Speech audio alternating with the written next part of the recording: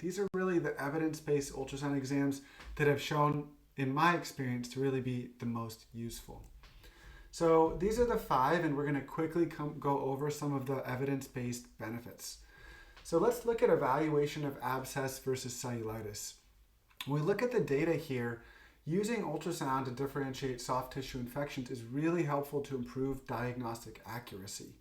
A lot of times we think there's an abscess and there's not, or we think there's not an abscess and there is. And if there's that uncertainty, throwing the probe on can really, really be helpful, and the data does show that. It does reduce unnecessary procedures. There was a study that looked at the number of INDs in a group that did ultrasound versus a group that did not.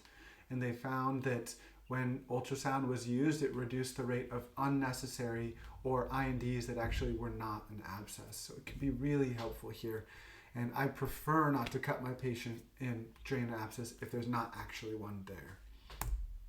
And then lastly, it reduces return visits for repeat IND. If we think the abscess is just 1 centimeter, but it's maybe 4 centimeters, and we don't use ultrasound, we can't really tell that.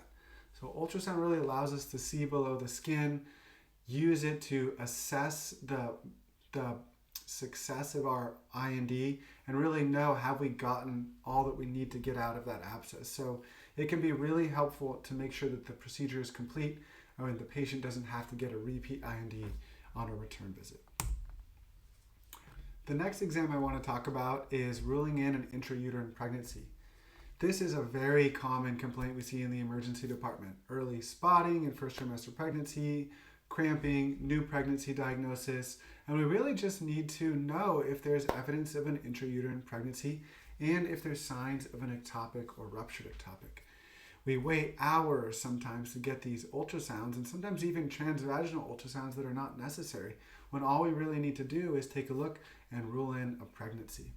So when we look at the data, doing your own ultrasound for an IUP shortens the patient's stay in the ED, reduces the number of unnecessary radiologic exams, including transvaginal ultrasounds, whereas many of these can be diagnosed with just a transabdominal ultrasound, and we rapidly identify ruptured ectopic and get them to the OR. We know that using ultrasound at the bedside gets these patients to the OR much faster, which can be really critical in these sick patients. The next one is the rush exam in critical illness. This is my favorite exam. This is that exam when I have a really sick patient and I need answers now. I want to be able to identify what's the patient's physiology, what's their cardiac function, and is the cause of their illness what I think it is. A lot of times I find ultrasound is sort of a check on my initial anchoring bias, because we got to remember all these sick patients, there's not always sepsis. So when we use the rush exam, it does improve our diagnostic certainty. It actually changes management when you look at treatment of critical patients.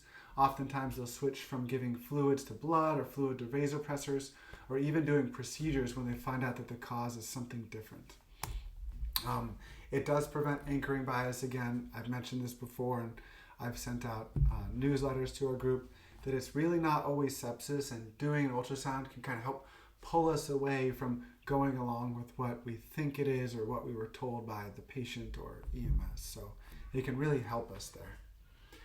Lung and echo in chest pain and shortness of breath. I use this a lot in my patients that have concerning chest pain, abnormal vitals, where I really want to know about critical illness. And when we look at the data for shortness of breath, this is actually for general all-comers in dyspnea. It actually improves diagnostic accuracy.